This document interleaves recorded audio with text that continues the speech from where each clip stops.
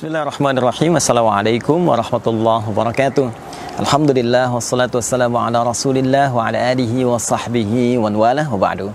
Saudara-saudariku, semoga saya, Anda dan kita semua disehatkan oleh Allah Subhanahu wa taala.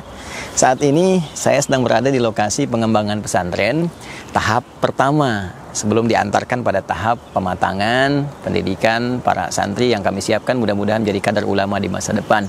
Alhamdulillah, area ini yang teman-teman bisa saksikan adalah area pengembangan tahap 1 tingkat ibtidaiyah. Jadi konsep pesantren yang kami siapkan dan alhamdulillah kita kembangkan.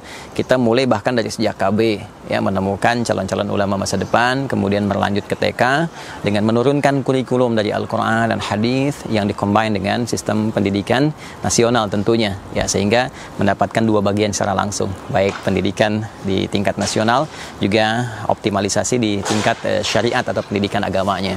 Dan ini adalah ruang atau lahan yang teman-teman bisa saksikan untuk pengembangan tingkat ibtidaiyah. Jadi di ibtidaiyah ini nanti kita siapkan dasar-dasar keagamaan khususnya Al-Quran sampai 30 juz.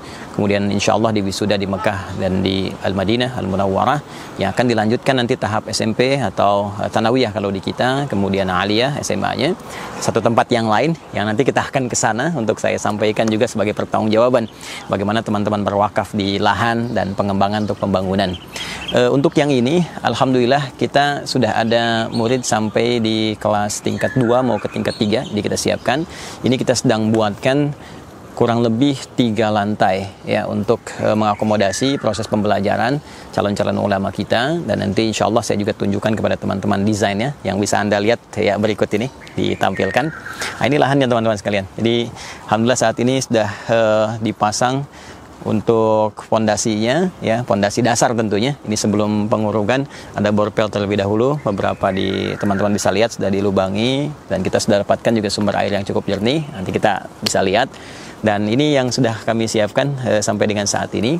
Nah, untuk pembangunannya sendiri teman-teman sekalian ini membutuhkan dana kurang lebih ada 7 miliar rupiah ya. Mudah-mudahan dalam pengembangannya ada yang Allah titipkan kepada saya ataupun teman-teman semua untuk mewujudkan ini semua ya, dalam setahun ini kita harapkan bisa selesai. Jadi saya mengajak teman-teman sekalian untuk berinvestasi, berwakaf sehingga menjadi bagian dari gedung yang bisa menyiapkan kadar-kadar ulama ke depan dan tentunya spesifik menjadi ahli Al-Quran. Bayangkan di sini akan terjadi anak-anak menghafal Quran sampai lulus ya, sampai 30 juz dengan izin Allah Subhanahu wa taala, dan berapa insya Allah pahala banyak bisa dialirkan. Pun demikian bagi saudara-saudariku yang akan menyekolahkan misalnya atau menitipkan anak-anaknya di sekolah kami bernama untuk ibtidaiyahnya ya, AIS, Akhyar International Islamic School. Jadi kelasnya udah internasional karena kita juga bekerja sama dengan kampus-kampus di Timur Tengah untuk kurikulumnya. Ya, ini sudah berjalan dengan Al-Azhar, kami juga sedang koordinasikan dengan Madinah, dengan Ummul Qura, sehingga anak-anak SD ini itu sudah mendapatkan pendidikan dasar selevel dengan kampus-kampus tadi yang dasarnya ya, dengan izin Allah Subhanahu wa taala. Alhamdulillah mudah-mudahan berjalan lancar. Sekali lagi saya mengajak teman-teman sekalian untuk membantu menyempurnakan bangunan gedung yang insya Allah tahun depan sudah kita bisa siapkan. Kurang lebih dana yang dibutuhkan 7 miliar rupiah dan mudah-mudahan terkumpul dan bisa maksimal untuk kita bangun gedung, dan tentunya kita akan lanjutkan ke pesantren tingkat SMP dan SMA-nya yang nanti saya akan tunjukkan lahannya ke teman-teman. Dengan izin Allah di tahun ini akan mulai masjid dibangun untuk lahan yang ma'had setingkat Thanawiyah atau SMP, dan tentunya ke depannya ada aliyahnya. Demikian teman-teman sekalian, dan satu lagi yang penting diingat bahwa di pesantren yang kami konsep itu dari KB kami siapkan ke TK, ibtidaiyah, SMP, SMA. Jadi investasinya hanya sampai dengan tingkat aliyah atau SMA di kita. Sedangkan S1, S2, S3 kami siapkan beasiswa sampai selesai doktoral dengan izin Allah Subhanahu wa taala. Semoga Allah berkahi. Terima kasih. Bagi Anda yang berminat untuk berdonasi, Anda bisa sampaikan ke rekening berikut ini. Ya, langsung ke rekening Yayasan Quantum Akhyar Institute sehingga dengan itu bisa dioptimalkan. Adi Hidayat dari lahan Akhyar International Islamic School. Semoga Allah berkahi. Assalamualaikum warahmatullahi wabarakatuh.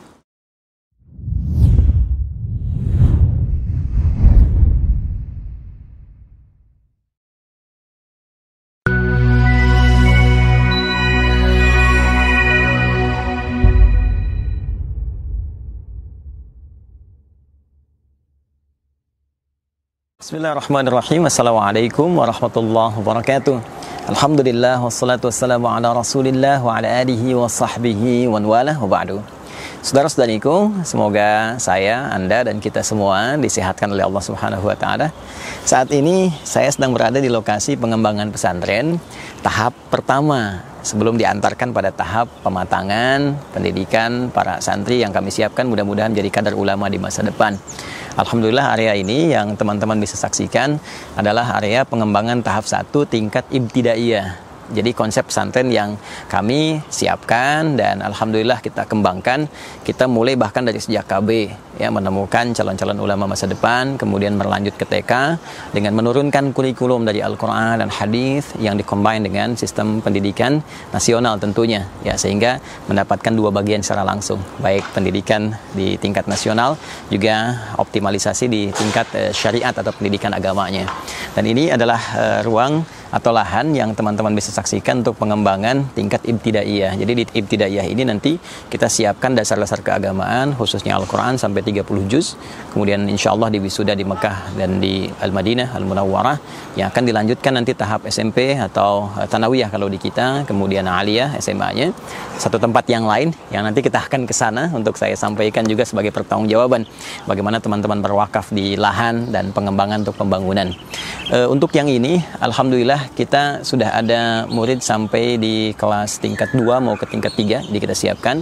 Ini kita sedang buatkan kurang lebih 3 lantai ya untuk mengakomodasi proses pembelajaran calon-calon ulama kita, dan nanti insya Allah saya juga tunjukkan kepada teman-teman desainnya yang bisa Anda lihat ya berikut ini ditampilkan.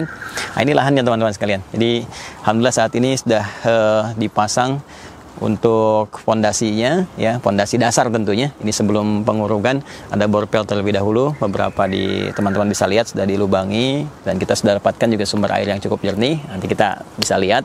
Dan ini yang sudah kami siapkan sampai dengan saat ini.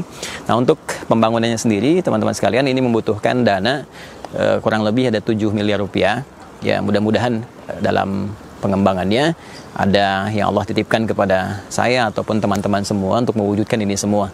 Bismillahirrahmanirrahim. Assalamualaikum warahmatullahi wabarakatuh.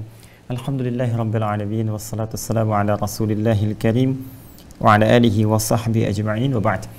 Fa ya ahbaballahi wa ahbab rasulih sallallahu alaihi wasallam, usi nafsi wa iyyakum bi taqwallahi faqad fazal muttaqun fala tamutunna illa wa antum muslimun. Faqala ta'ala ya ayyuhalladzina amanu taqullaha haqqa tuqatih wa la tamutunna illa wa antum muslimun. Saudara-saudariku, semoga kita semua senantiasa dirahmati oleh Allah Subhanahu wa Ta'ala. Alhamdulillah berjumpa kembali dalam tayangan Aqsa Al-Quran Sunnah Solution.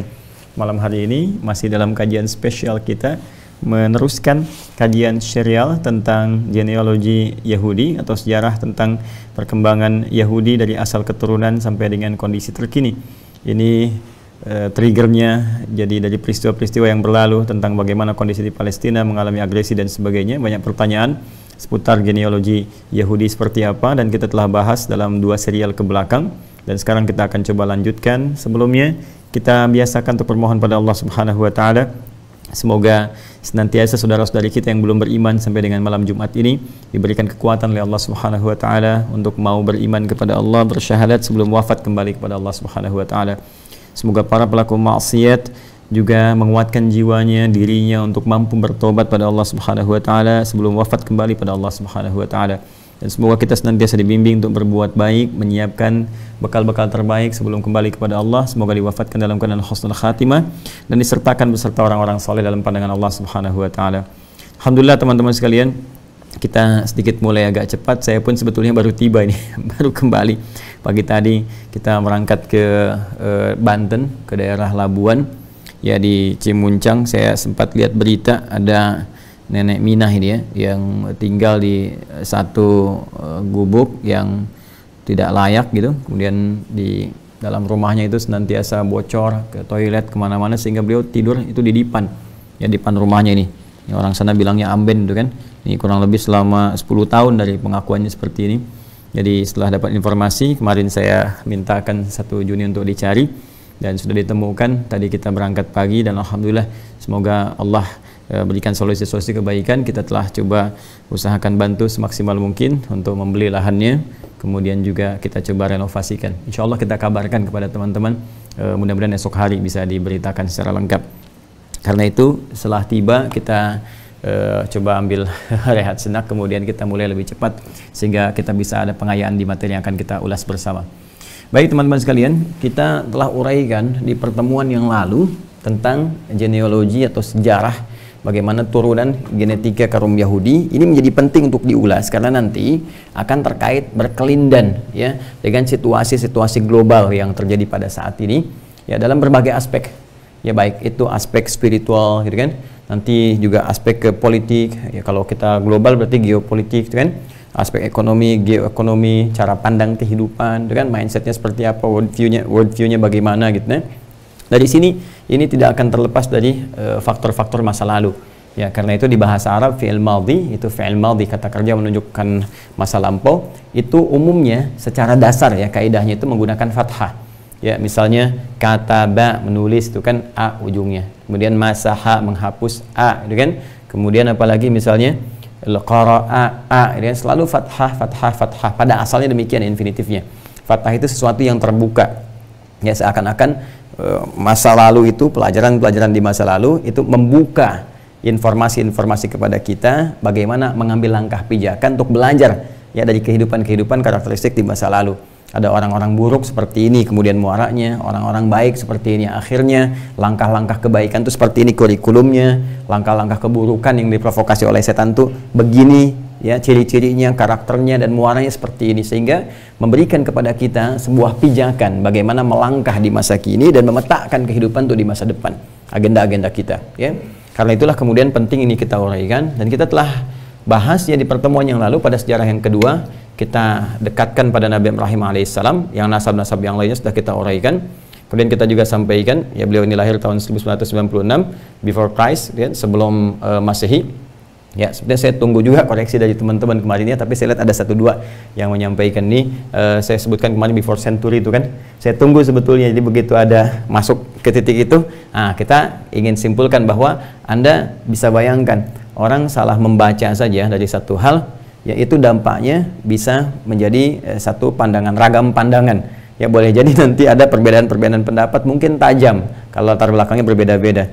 Nah jadi kalau dalam manusia saja yang biasa membaca bisa keliru, seperti itu cara pandangnya, bagaimana dengan referensi-referensi yang bahkan disakralkan dan itu mengandung unsur misalnya dugaan kekeliruan dan sesuatu yang sangat fatal gitu kan. Maka dari itulah kemudian Al-Quran memberikan sebuah timbangan kepada kita untuk bisa mengecek segala hal sesuai dengan dasar pengetahuan yang kuat. Di Quran surah ke-17 ayat 36, wala taqfu ma laysa laka bihi ilm innas sam'a wal basara wal fuada kullu ulaika kana anhu mas'ula.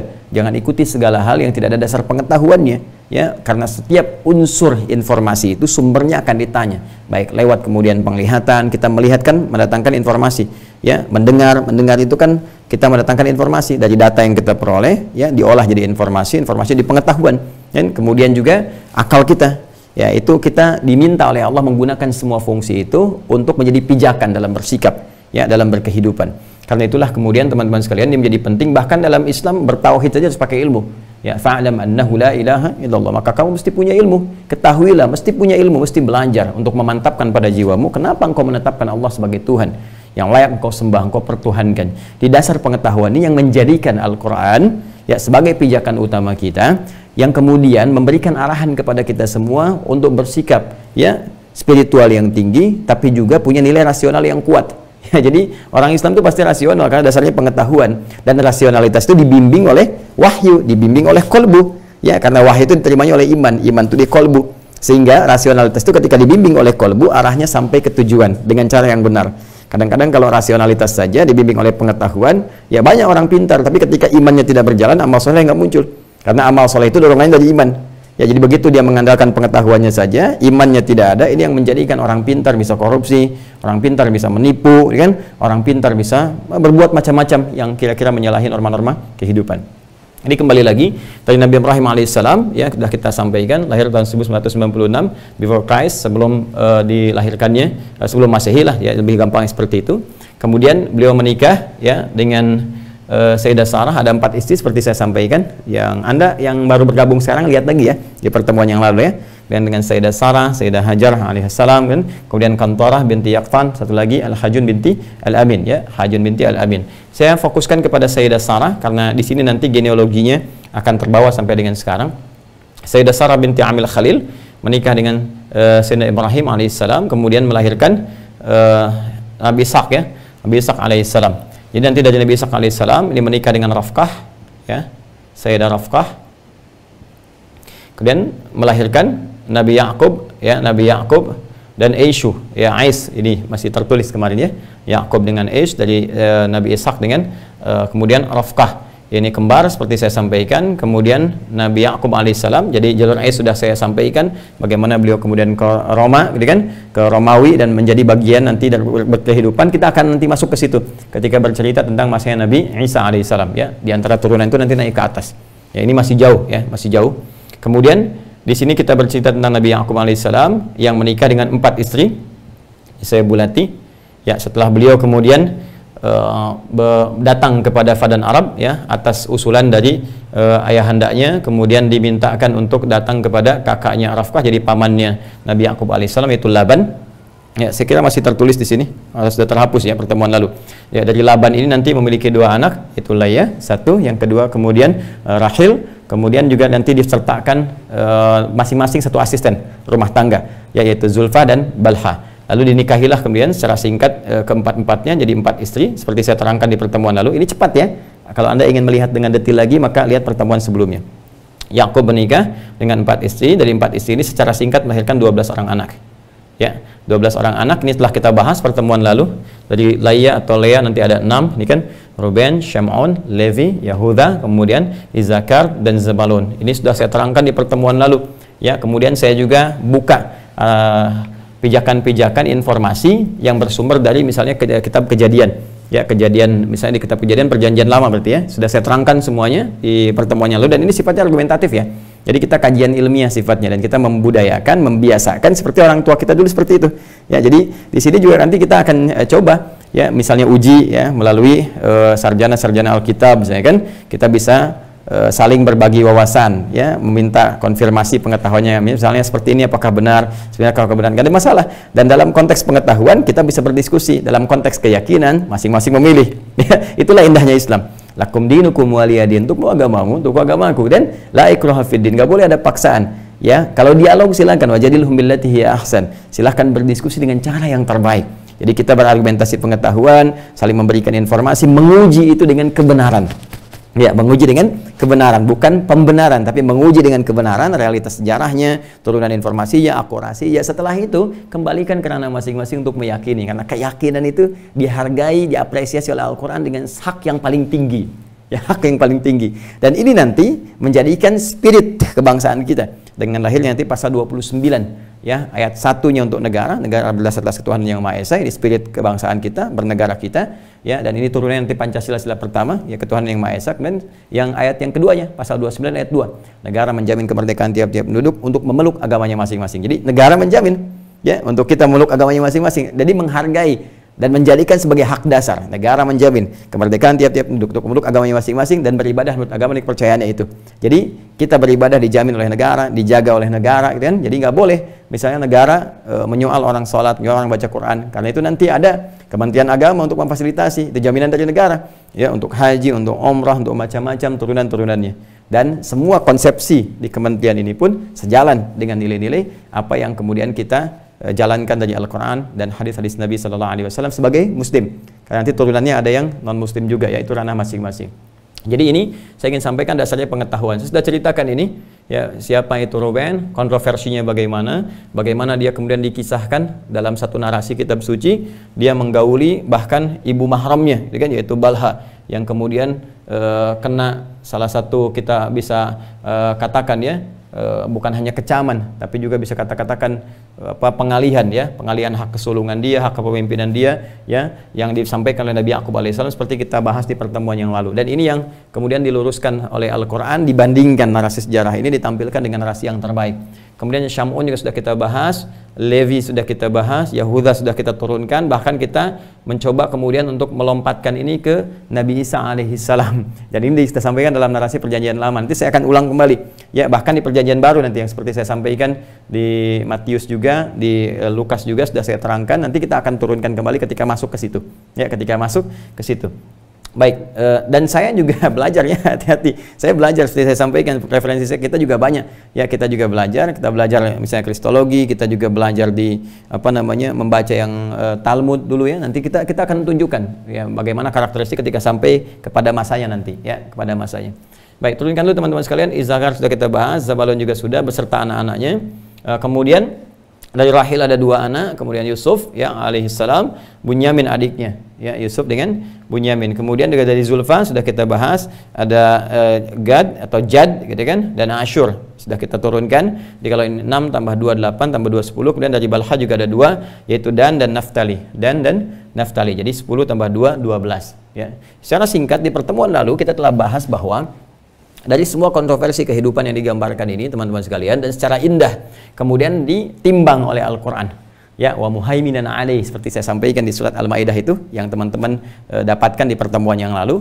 Jadi silahkan, kata Allah Subhanahu wa taala, saya tampilkan di kisah-kisah terbaik, saya tampilkan uraian-uraian dalam Al-Quran dengan cara yang terbaik, dengan sesuatu yang benar, dan Anda bisa timbang ya. Jadi bahkan Al-Quran menawarkan uji dulu nih, silahkan secara historis Anda bisa uji ya, secara bahkan yang paling indah tuh, secara filologis Anda bisa uji, silahkan uji diksinya, kira-kira ini bahasa manusia atau bukan ya. Kemudian setelah historis silahkan Anda uji, di tahun sekian, di masa sekian, abad sekian terjadi nggak seperti ini, buktikan lewat pengetahuan, lewat ilmiah ya, isinya bagaimana, dan semuanya silahkan. Setelah itu yang paling dahsyat, setelah Anda menemukan segalanya, dan bahkan kalau Anda masih ragu, bikin semisal Al-Quran. Kalau merasa Al-Quran itu produk manusia, produk budaya, kalau produk budaya, produk manusia, pasti setiap manusia bisa bikin seperti itu.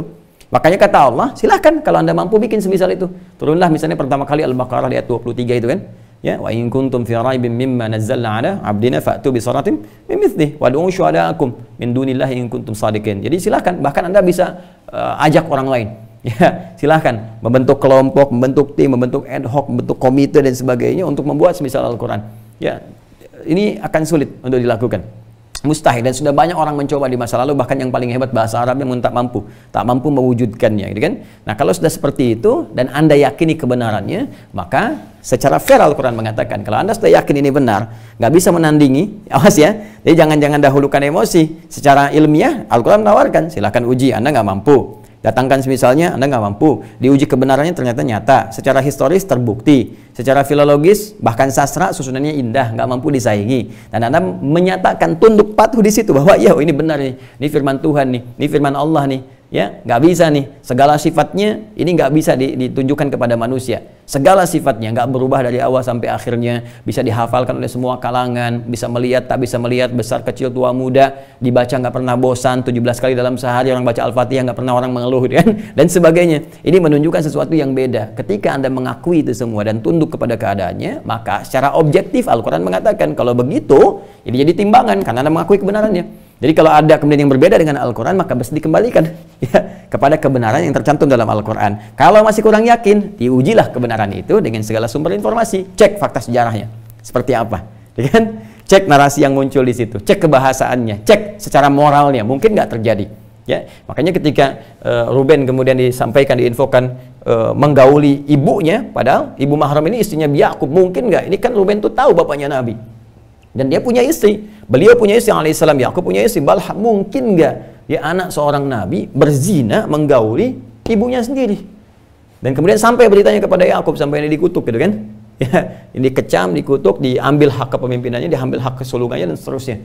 Ya, mungkin nggak kita bisa katakan seorang bapak Yahuda gitu kan, itu bisa berzina dengan menantunya sendiri Tamar, dan dari sini melahirkan keturunan nanti bisa menjadi nabi gitu kan, ya, yang nanti bahkan sebagian mempertuhankan di sebagian umat manusia. Nanti kita akan sampai ke situ. Nah, narasi itu yang kemudian oleh Al-Quran dikoreksi, ya, ditampilkan fakta sejarahnya, ditampilkan turunan yang baiknya, dan disampaikan kebiasaan-kebiasaan baik. Walaupun ada kontroversi dalam kehidupan ini, tapi ini tidak jauh dari nilai-nilai pergaulan antara saudara satu dengan yang lainnya. Maka muncullah kisah di surat Yusuf itu, ya, surah ke-12 dalam urutan mushaf Al-Quran, 111 ayat. Bahkan Allah membuka di ayat ketiganya, nahnu naqussu 'alaika ahsanal qasasi.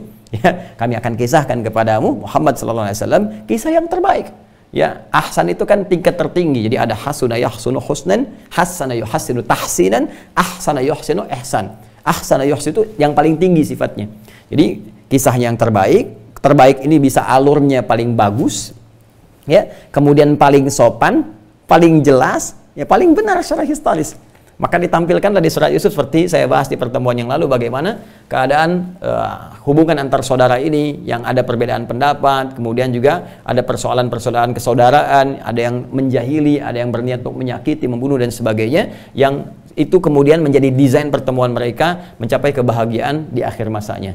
Ini sudah saya tayangkan dan sudah saya tampilkan di pertemuan yang lalu, silakan Anda rujuk kembali. Secara singkat kita ingin katakan 12 orang ini, termasuk Yusuf di dalamnya, kita akan lihat semuanya akan berada di negeri Mesir.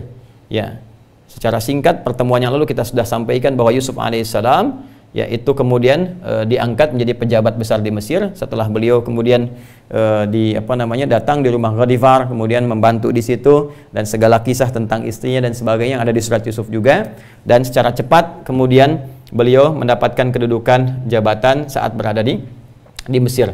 Nah, teman-teman sekalian, yang belum saya ceritakan adalah pada turunan keadaan ketika beliau di Mesir.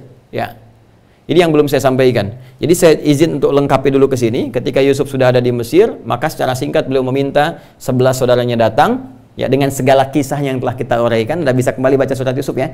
Jadi yang Muslim baca surat Yusuf surah ke-12 ayat 1 sampai 111. Baca aja, indah, enak banget bacanya tuh, nyaman gitu ya. Nanti yang non Muslim juga misalnya yang Katolik atau Kristen, silahkan dibaca di kitabnya masing-masing. Saya sudah turunkan di pertemuan-pertemuan yang lalu ya, di kitab Kejadian dengan turunan-turunan yang lainnya, silahkan dibaca lagi. Nah, kemudian secara singkat disepakati bahwa 12 ini beserta ayah ibunya, ya, ayah dan ibu-ibu mereka, yaitu Nabi Yakub alaihissalam dan istri-istrinya, kecuali Rahel sudah meninggal kan, maka dibawa ke Mesir, diboyong keluarga besarnya, orang tua plus 11 saudara. Nih, kita sampai di sini kemarin. Ya, jadi Yusuf sudah ke Mesir. Kemudian di sini di keluarga Ghatifar setelah selesai, kemudian diangkatlah dengan kisah tertentu dari penjara jadi pembesar Mesir, orang nomor 2-nya. Lalu keluarganya diboyong ke sini setelah terjadi kejadian satu krisis pangan ya, di Kanaan krisis pangan, dan dibawa ke sini, dan 11 orang saudaranya ikut, keluarganya ikut, maka jadilah 12 bersaudara ini, teman-teman sekalian, 12 bersaudara plus orang tuanya menetap di Mesir. Nah, 12 bersaudara ini yang disebut dengan Asbat, Al-Asbat. Ya. Ya. Kemudian ini 12 orang ini, 11 saudara plus Yusuf, karena ini anaknya Nabi Yakub alaihissalam ke sini, dan Yakub punya gelar Israel, ya, Israel, bukan Israel yang sekarang ya, negara yang sekarang yang mengklaim sebagai negara. Lihat sini. Israel, Isra artinya hamba, ya kan? Yang taat, yang saleh, il itu Allah. Ya, Allah. Masih ada kan Jibril, Mikael, Israfil, Israel dan seterusnya kan. Il itu menunjuk kepada Allah, malaikatnya Allah. Hamba, ya kan? Allah yang taat, yang patuh. Hamba Allah yang taat, yang patuh. Makanya semua nanti kalau Anda baca kisah tentang Nabi Yakub itu sangat luar biasa ya. Ini ada pelajaran bagi kita yang punya banyak persoalan yang berat yang kita rasakan. Nanti ada inspirasi dari Nabi Yakub bagaimana mengarahkan semua itu dicurhatkan kepada Allah sehingga mendapatkan hasil yang terindah. Ya, makanya Nabi Yakub sudah mengatakan innama ashku ya bathi wa huzni ila Allah. Saya selalu menjadikan seluruh curahan hati saya baik dalam kesedihan, dalam hal-hal yang mengecewakan kepada Allah saja. Karena Allah pasti memberikan jalan yang terbaik. Jadi itu tinggi sekali ya. Dan itu nanti ada pelajaran besar kita dapatkan di dalamnya. Nah, ini hamba-hamba Allah yang sangat saleh. Maka keturunannya itu disebut dengan Bani, seperti pernah saya terangkan. Ya, Bani, anak-anaknya Israel. Nah, dilekatkan kalimat ini termasuk dalam Al-Quran nanti untuk memberikan kesan kuat supaya menjaga kesolehan itu. Diteruskan oleh keturunannya. Ya Bani Israel, ya Bani Israel, ya Bani Israel, ya Bani Israel, adhkuru ni'mati allati an'amtu 'alaikum, kan? Hei Bani Israel, anak-anak Israel, kalian tuh anaknya seorang yang soleh, seorang yang taat, seorang yang selalu beribadah kepada Allah, curhatnya kepada Allah, nggak layak berbuat seperti ini. Itu indah bahasa Qurannya. Ya kan? Ingatlah nikmat-nikmat yang Allah berikan kepadamu. Kan dibuka di Al-Baqarah ayat 40 dulu kan? Ya Bani Israil adhkuru ni'mati allati an'amtu 'alaikum wa aufu bi ahdi ufi bi ahdikum wa iyaya farhabun. Kan? Kemudian di ayat 47-nya juga kan? Ya Bani Israil adhkuru ni'mati allati an'amtu 'alaikum wa anni faddaltukum 'alal 'alamin. Selalu kalimat itu positif. Dalam artian mengarahkan kepada kebaikan. Ketika mereka berbuat salah pun kan ditarik lagi. Hei kalian anak keturunan dari seorang yang soleh, seorang yang taat, nggak pantas berbuat seperti ini. Itu gambaran cepatnya kalau kita mau lompat. Nah, ini 12 ini kemudian menyatu dengan Yusuf. Nah, sekarang pertanyaannya, ini kan di Mesir ya. Terus gelar Raja Mesir itu kan Firaun. Ya, gelar Raja Mesir itu Firaun ini yang saya tuliskan dengan cepat ya. Ya, ini dalam Latinnya kalau kita tuliskan dalam bahasa Arab seperti ini, Firaun. Nah, kalau sudah Firaun itu gelar Raja Mesir. Faraoh gitu kan, kalau kita dengan Latin sekarang kita katakan. Firaun dalam bahasa Arabnya itu gelar. Jadi bukan menunjuk kepada nama orangnya, tapi gelarnya. Dan saat Nabi Yusuf ini dalam kehidupannya, ya kan, dikisahkan orang yang menjabat sebagai rajanya, sebagai Firaunnya itu namanya Rayyan bin Walid. Ya, Rayyan bin Walid ini keterangan Ibnu Ishaq, ini sejarawan yang sangat luar biasa dan banyak mengisahkan sejarah-sejarah kehidupan bahkan dari sejak masa-masa awal kehidupan sampai dengan ke masa Nabi Muhammad SAW. Itu tarikh Ibnu Ishaq itu sangat terkenal. Ya, uraian sejarah yang ditulis dikaryakan oleh Ibnu Ishaq. Nanti ada syarahnya juga, ya, syarahnya nanti penjelasannya. Teman-teman sekalian, disebutkan bahwa Firaun, ya, pejabat raja Mesir yang berkuasa pada masa itu di zamannya Nabi Yusuf alaihissalam, itu namanya siapa? Rayyan bin Walid menurut keterangan Ibnu Ishaq. Bahkan nanti ketika Nabi Yusuf meninggal di periode ini pun, teman-teman sekalian, nanti lama setelah itu ini pun meninggal juga di masa yang sama. Ya, jadi ini kita ketahui bahwa Nabi Yusuf alaihissalam kemudian juga dipercaya di Mesir membawa risalah keislaman karena membawa risalah Yakub ayahnya. Ya, sedangkan Yakub membawa risalah siapa? Ishak bapaknya. Ishak membawa risalah siapa? Ibrahim. Ya, dan semuanya membawa risalah apa? Ibrahim membawa risalah keislaman, kepatuhan, ketundukan. Islam itu kan tunduk, patuh. Aslama yuslimu, tunduk, patuh kepada Tuhan, kepada Allah. Ya, sifatnya disebut Islam, orangnya muslim, makanya orang Islam itu harus tunduk patuh kepada Allah. Jadi kalau Anda mengaku muslim, ya, kata Allah misalnya salat, kata Allah puasa, kata Allah jangan mencela, jangan fitnah, jangan bikin hoax, ya kan? Jangan misalnya saling berselisih, jangan saling berselisih. Itu sudah sesuatu hal yang harus dilakukan karena muslim patuh, taat. Ya, kerangkanya, bingkainya, sifatnya, keadaannya disebut dengan Islam. Maka dari itu ketika Nabi Ibrahim berserah diri kepada Allah di Al-Baqarah pertama kali, saya selalu urut dari awalnya. Ya, nanti kita akan urutkan terus sampai ke akhirnya gitu kan. Nah, di Al-Baqarah ayat 131, Quran surah kedua ayat 131. Paling kiri dari atas sedikit saja ke bawah, ya idz qala lahu rabbuhu aslim. Qala aslamtu lirabbil alamin. Ketika Rabbnya Allah Subhanahu wa taala mengatakan kepada Ibrahim alaihissalam, aslim, tunduk patuh kepada Rabbmu. Maka beliau mengatakan aslamtu lirabbil alamin. Ya, saya Islam, saya tunduk, saya patuh kepada Allah penguasa seluruh alam. Nanti ini bisa diuji ya. Kita akan lihat ya keterangan di kitab lain seperti apa, di Al-Qur'an bagaimana, nanti dikomparasikan. Dan dari komparasi ini diuji pembuktiannya dengan sejarah, ya, dengan pengetahuan kita, dengan keaslian bagaimana dari segi filologisnya, ya, turunan alurnya dan sebagainya di masa itu seperti apa, kita bisa ujikan.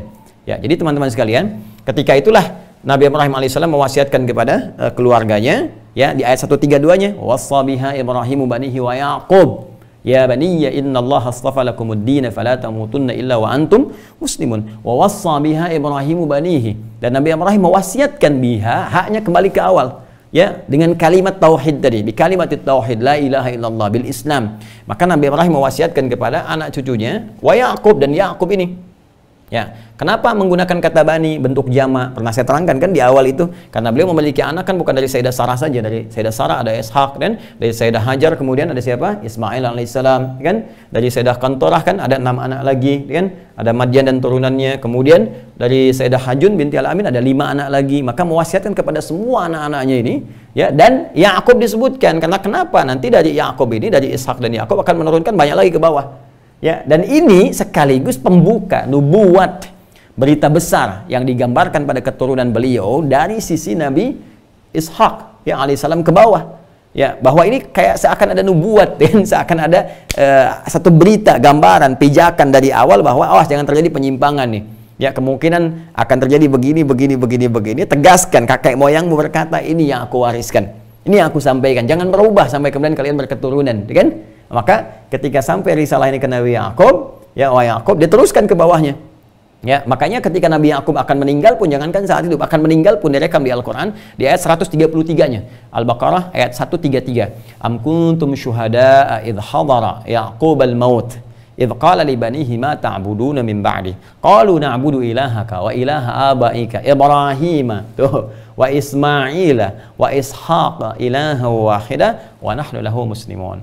Bahkan jangankan dalam keadaan beliau masih hidup, saat akan meninggal pun Nabi Yakub tetap memastikan kembali, dan ini menjadi sunnah, ya, sunnah dari orang tua, bahkan di penghujung usianya ketika merasakan misalnya ini kayaknya saya sudah lemah segalanya gitu kan, maka yang pertama kali diwasiatkan kepada anak keluarganya itu bukan persoalan dunia. Oh, hati-hati Kalau persoalan dunia, jangankan orang beriman, jangankan mukmin, ya yang belum beriman pun bisa melakukan itu. Bisa cuman bagi-bagi warisan. Ya bisa, misalnya kita merasa sudah sepuh, merasa sudah di penghujung usia, sudah lemah dan sebagainya, kumpulkan anak-anak, cuman bicara tentang kamu dapat rokok, kamu dapat mobil, kamu dapat perusahaan. Jangankan Anda yang belum beriman pun bisa seperti itu.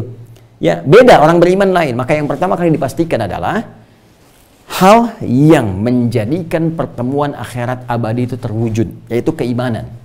Standarnya iman. Anda punya apapun nggak punya iman, jadi persoalan dalam persepsi kita sebagai muslim, ya kan? Maka dari itulah kemudian sunnah pertama yang dipastikan oleh orang tua itu adalah keimanan kepada keturunannya. Pastikan ya bagaimana keadaannya, hubungan dengan Allahnya, bagaimana ibadahnya dan sebagainya. Makanya Nabi Ya'qub alaihissalam sampai di penghujung usianya ketika mengumpulkan semua keturunannya, beliau memastikan, ya am kuntum syuhada idh hadara Ya'qub al-maut, apakah kalian tidak menyaksikan ketika Nabi Ya'qub di ujung kehidupannya saat menjelang mautnya, ya idh qala li banihi, ketika ia memastikan kembali kepada anak-anaknya untuk membuktikan hujah di hadapan Allah, ya Allah saya telah tuntaskan pekerjaan saya sebagai seorang ayah. Tuh. Ayo para ayah, hati-hati ya. Ayah dan ibu. Coba, kita kan diamanahi itu yang sudah ada keturunan, anak-anak, cucu dan sebagainya. Itu kan tugas. Kenapa dititipkan pada Anda, pada saya, pada kita, bukan pada yang lain? Ya karena ada amanah. Maka di penghujung usia kita itu tandanya amanah kita kan berakhir di situ dalam konteks kehidupan dunia, ya kan? Maka dipastikan berhasil enggak. Jadi itu nanti akan jadi syahid, hujjah kita di hadapan Allah. Ya Allah, saya sudah diberikan kesempatan mendidik anak-anak yang kau titipkan kepada saya sampai di ujung kematian saya selesai ya Allah. Seperti Nabi Ya'qub mengatakan. Apa jawab mereka? Qalu na'budu ilahaka wa ilaha abaika Ibrahim. Kami pastikan nih wahai ayahanda, kami akan menyembah. Ini anak-anaknya Ya'qub yang kalau kita sebutkan tadi 12 orang teman-teman sekalian, ya kan? 12 orang ini semua mengatakan kompak. Ya, semua mengatakan kompak. Kami akan pastikan, kami wahai ayahanda akan menyembah Tuhan yang sama seperti engkau. Dari kakek moyang kita yaitu Ibrahim, ya kan? Kemudian juga nanti Ishak, Ismail disebutkan ilaha wahidah, Tuhan yang satu, Tuhan yang sama. Makanya ketika ini disebutkan narasinya demikian, orang anak-anak semuanya baik, menyembah satu Tuhan yang sama dan sebagainya. Sementara di sini ada narasi ini berzina dengan ibu mahramnya, ini berzina dengan menantunya dan sebagainya. Nah, rasanya agak kontradiktif, agak sulit diterima gitu kan dalam timbangan Al-Qur'an. Tinggal dibuktikan saja. Tinggal dibuktikan. Jadi ini teman-teman sekalian gambarannya. Jadi ini muslim, maka Yusuf pun membawa risalah keislaman. Makanya ketika di zaman beliau itu tinggal hadir di Mesir, rajanya Fir'aun dan Rayyan bin Walid, kan Rayyan bin Walid, maka ini pun membawa risalah keislaman dan mengislamkan Rayyan bin Walid, mengarahkan kepada ajaran tauhid, ajaran bapak dan kakek moyangnya. Ini menurut versinya Ibnu Ishaq sampai kepada kita dengan namanya, dan ini berjalan sebagai muslim, berketurunan. Artinya ketika kemudian beliau sudah hidup di Mesir, beraktivitas, jadi orang kedua setelah Rayyan bin Walid, kan? Kalau kita sekarang bukan sekedar menteri keuangan, kan? Menko mungkin ya, Menko gitu. Jadi menteri koordinator, ya beliau mengatur tentang keuangan, tentang pangan, tentang macam-macam, kan? Dan ditata negara sehingga menjadi bagus, sangat luar biasa. Nanti boleh tuh. Ya, fikih pemerintahan dalam urusan-urusan pangan, keuangan, logistik bisa belajar dari turunan Nabi Yusuf alaihissalam yang nanti akan diteruskan secara sempurna pada era Nabi Muhammad sallallahu alaihi wasallam. Kita akan masuk ke sana ya, insyaallah. Nah, di sini teman-teman sekalian, jangan lupakan bahwa selain Yusuf kan ada 11 saudara yang lain. Ya, 11 saudara ini kan nanti akan melahirkan keturunan-keturunan. Apalagi di pertemuan lalu saya terangkan, Ruben kan bawa anak juga ketika hijrah. Ya, Syamun bawa anak juga, Levi bawa anak juga, Yahuda bawa anak juga. Anaknya 5, 2 meninggal, 3 dibawa ke sini. Masih saya tuliskan tuh. Ini anaknya 3 yang dibawa ke Mesir hijrah. Ini Syamun anaknya 6 dibawa hijrah. Kemudian Levi anaknya 3. Yahuda 5 tapi 2 sudah meninggal duluan, 3 dibawa ke sini. Isakar 4, Zabalun 3. Itu dibawa semua. Ya, bahkan nanti ke sini ada lagi nih. Ya, Bunyamin aja bawa 10, Yusuf bawa 2. Masih ingat? Ya, manusia dengan Afrem itu kan, ini masih ada tulisannya nih di sini. Ini 2, ini 10 gitu. Ini ada yang 7 bawa anaknya. Jadi ini berketurunan, ya, berketurunan. Makanya di sini nanti ada 12 keturunannya. Disebut asbat itu.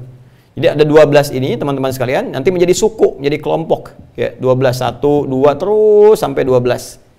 Ya, 1, 2 terus sampai ke 12. Nanti masing-masing ini ya nanti akan ada di antara 12 ini mengacu pada keturunan ke atasnya yang punya tugas masing-masing.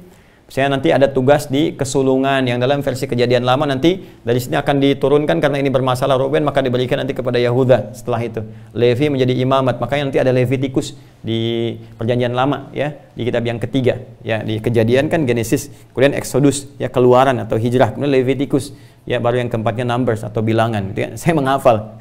Saya menghafal ya. Nah, jadi nanti disebutnya kitab imamat karena nanti turunan dari sini menjadi imamat dan nanti ada turunan seorang nabi yang akan kita ceritakan ya kemudian. Nah, teman-teman sekalian, secara singkat ini nanti ada 12. Makanya 12 ini terus akan terbawa berketurunan terus. Ya, sampai nanti kisahnya sampai ke masa Nabi Musa dan sebagainya. Masih ingat kan ketika di Al-Baqarah ayat ke-60 ya, ketika Nabi Musa dimintakan oleh kaumnya untuk meminta sumber air, mata air, ya kan? Ya, dalam konteks itu pun, itu harus memenuhi 12 suku ini. Dan nggak bisa satu-satu gitu. Makanya bahasa Qur'annya, wa idhistasqa Musa liqaumihi faqulna idrib bi'asakal hajar fanfajarat ya fanfajarat minhu 12 aina. Faqulna idrib bi'asakal hajar fanfajarat minhu 12 aina. Baik, dan ingatlah, pelajarilah, silahkan cek dalam sejarah ketika Nabi Musa dimintakan oleh kaumnya. Siapa kaum Nabi Musa? Kita akan lihat nanti turunan ini. 12 nanti. Ya, mintakan dong kepada Rabbmu supaya kita punya sumber air. Ya, maka difirmankan oleh Allah kepada Nabi Musa, pukulkan tongkatmu yang kayu itu ke batu. Faqulna idrib bi'asakal hajar fanfajarat minhu 12 ain, maka keluarlah 12 mata air. Jadi saking adilnya Allah, itu selalu memberikan satu hal yang adil sifatnya, kebagian semua 12 ini. Ya, jadi rata itu nggak selalu adil gitu kan, tapi adil itu akan selalu merata sesuai dengan porsinya masing-masing. Maka ini 12 ini selalu terbawa berketurunan. Ya, kurang lebih teman-teman sekalian di masa Nabi Yusuf alaihissalam, Rayyan bin Walid ini meninggal dunia ya dalam periode kehidupan. Setiap orang pasti akan kembali kepada Allah Subhanahu wa taala. Ini masih muslim sampai dengan kemudian 400 tahun kurang lebih. 400 tahun. Jadi kurang lebih ya ada 3 sampai 4 generasi karena dulu kan usianya masih panjang-panjang gitu kan. Ya, bahkan di Nabi Nuh kan luar biasa dakwahnya 950 tahun. Turun ke bawah masih ratusan nanti di umatnya Nabi Muhammad SAW sampai nanti ke menjelang akhir kehidupan semakin mengecil, semakin pendek. Ya, nanti setelah meninggal kiamat terjadi, balik kepada Allah, dikembalikan pada keadaan semula termasuk tinggi dan sebagainya. Nanti hadisnya ada. Ya, kita akan lihat kemudian waktu insyaallah. Nah, 400 tahun ini kan bukan masa yang sedikit. Ya, perjalanannya walaupun usia panjang tapi tetap kan mengalami hari demi hari. Satu hari kan tetap 24 jam dari dulu sampai dengan sekarang, ya kan? Ya, satu hari nanti menyusun lagi 1 pekan, 7 harinya. Dari pekan jadi 4 pekan jadi 1 bulan, demikian seterusnya. Ya, maka Anda bisa bayangkan teman-teman sekalian, dalam 1 tahun saja misalnya atau 1 bulan, 2 bulan, 3 bulan, kalau ada 12 suku dengan berapa anak yang dibawa ke sini, berapa keturunan muncul dalam setiap bulan. Ya, dalam konteks setiap bulan ini di suku ini ada, mungkin suku ini ada. Ini kan anaknya 3 di bawah. Ini menikah dengan siapa? Ya kan? Ya, bisa terjadi. Setahun itu sudah ada berapa keturunan? Bayangkan 400 tahun itu sudah berapa gitu, menyebar. Dan persoalan terbesarnya adalah dalam setiap penyebaran ini, teman-teman sekalian, aktivitas dan sebagainya, kan lingkungan akan sangat berpengaruh. Dia pekerjaannya apa, aktifnya di mana, keadaannya seperti apa, gaulnya dengan siapa, kondisinya bagaimana, apalagi terjadi kekosongan setelah Nabi Yusuf alaihissalam meninggal dunia dalam perjalanan ini. Nah, maka risalah-risalah yang disampaikan oleh Nabi Yusuf alaihissalam yang tadinya masih kuat dipegang, ini pun mengalami ujian-ujian. Ada sebagian tereduksi dalam proses kehidupannya, termasuk berpengaruh kepada konteks kehidupan di kerajaan.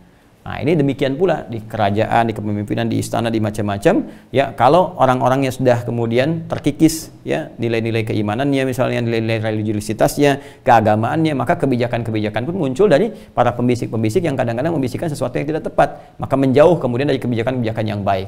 Maka setelah 400 tahun ini, dan ini pun sudah beranak pinak, berketurunan banyak dan sebagainya, dan pergaulan sudah banyak-banyak, dipengaruhi lingkungan, dipengaruhi oleh keadaan mereka bergaul, maka saat yang bersamaan muncullah kemudian raja ini Fir'aun di masanya, yang dalam versi sejarah disebutkan dengan nama Walid bin Mus'ab. Ini Walid bin Mus'ab. Nah, ini teman-teman sekalian, ini diduga kuat teman-teman sekalian dalam versinya di At-Tabari. Ini saya tuliskan ya, Ibnu Jarir At-Tabari ini punya kitab ya, Tarikh At-Tabari, ini di juz 1 halaman 386 sudah saya sebutkan.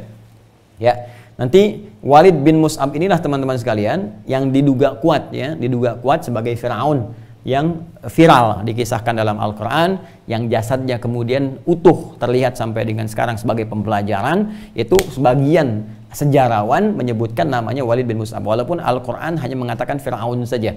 Ya, Fir'aun dalam konteks adalah raja Mesir yang pada saat itu berkuasa. Ini yang mau saya sampaikan dan sering saya utarakan dalam hikmah tafsir. Di Al-Quran itu orang-orang bermasalah teman-teman sekalian. Seburuk apapun, sekuat apapun, itu selalu ditampilkan pada umumnya itu dengan inisial. Bisa dengan inisial gelar yang melekat kepadanya, atau karakteristik yang mungkin dia muncul gitu kan. Ya, misalnya Fir'aun itu kan gelar. bagi Raja Mesir.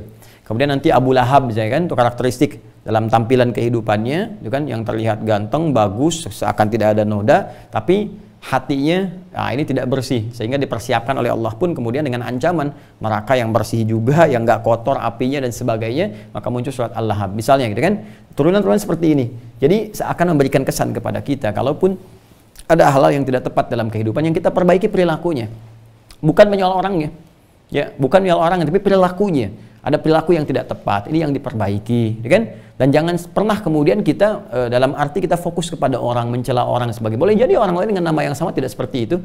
Ya, misalnya ada seorang bernama misalnya Hidayat, ya kan? Nah, Hidayat yang satu punya persoalan, Hidayat yang lain kan belum tentu seperti itu. Adi yang satu begini, yang lain belum tentu begitu, kan? Maka yang fokus bagi orang Islam itu dalam narasi Al-Quran, petunjuk Al-Quran selalu, jika ada perbuatan yang menyimpang, perbuatan diperbaiki. Bukan fokus kepada orangnya, maka kita pun orientasinya ketika ada yang salah, perbuatannya, ini harus diperbaiki, ini yang salah, apalagi jika perbuatan itu berdampak buruk secara sosial, ya secara luas, maka di sini pun kemudian harus kuat kita ingatkan, harus dibetulkan, bahkan ada turunan hukum-hukum yang tegas, supaya kejadian-kejadian demikian tidak merambat dan meluas, serta menghasilkan sisi negatif dalam konteks kehidupan yang lebih luas. Maka di sini teman-teman sekalian, Walid bin Mus'ab, ini yang menikah dengan Asiyah, ya, binti Muzahim, nah ini, Asiyah binti Muzahim. Asiyah binti Muzahim itu awalnya istrinya Qabus bin Mus'ab. Ini, Qabus bin Mus'ab. Jadi saudaranya Walid. Ya, Asiyah binti Muzahim, saudaranya Qabus bin Mus'ab. Qabus bin Mus'ab meninggal, kemudian Asiyah binti Muzahim ini nikah dengan Walid bin Mus'ab. Walaupun ada juga sebagian informasi dalam kitab sejarah menyebutkan bahwa ini harapan dari keturunan-keturunan yang 12 tadi menghadirkan Asiyah, ya seorang yang lembut, seorang yang baik gitu kan, yang mungkin bisa menurunkan tensi ini nih, karakteristik Walid bin Mus'ab yang keras. Ya. Kemudian juga lebih dekat kepada kejam gitu. Jadi setelah 400 tahun ini banyak perubahan terjadi, lingkungan dan sebagainya, pergaulan-pergaulan yang menjadikan kemudian raja-raja setelah ini karakternya berbeda dengan sebelumnya. Ya, ini sudah banyak sekali terjadi dalam kehidupan.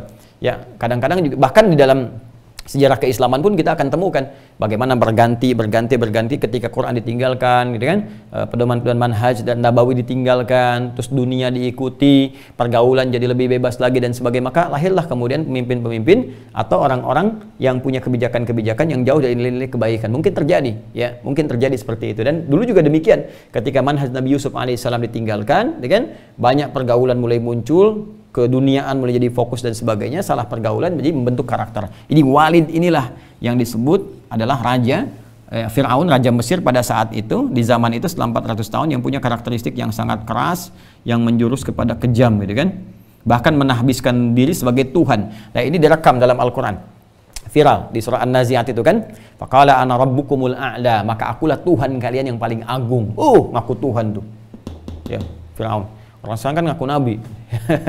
Orang sekarang ngaku nabi. Nabi yang ya macam-macam lah gitu ya. Dari dulu sepeninggal Nabi Muhammad SAW, beliau katakan la nabiyya ba'di, enggak akan ada nabi setelah saya. Lah di situ juga memberikan isyarat bahwa akan ada orang ngaku-ngaku di kemudian hari. Tinggal Anda katakan ketika ada itu, jangan repot-repot. Udah enggak ada gitu. Itu aja cukup. Kan? Nah, maka ini lebih dahsyat lagi. Dia mengaku sebagai apa? Sebagai Tuhan. Ana rabbukumul a'la. Ini ya, teman-teman sekalian. Nah, jadi ini kondisi ini yang menjadikan kemudian kalangan turunan dari Bani Israel tadi yang telah banyak menyebar dan sebagainya, dan karakteristiknya udah beda-beda di sini. Jadi bukan generasi awal lagi, bukan Bani Israel generasi awal. Ya, ini yang sudah beranak pinak, sudah banyak lagi. Dan karena banyak beranak pinak ini belum tentu karakteristiknya sama dengan ke atasnya. Ya begini aja lah, kakek soleh, cucu belum tentu soleh kan?